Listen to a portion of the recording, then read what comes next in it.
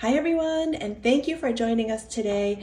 Today's video is all about 12 must-have plants for the holidays. So whether it's for yourself to do a little holiday decorating or brightening up your home for the winter, or if you have a plant lover in your life, these plants here are going to make some incredible holiday gifts. So, of course, we're going to start with number one, which is the poinsettia, very popular holiday plant. Comes in some beautiful festive colors, and it's a top favorite for most folks.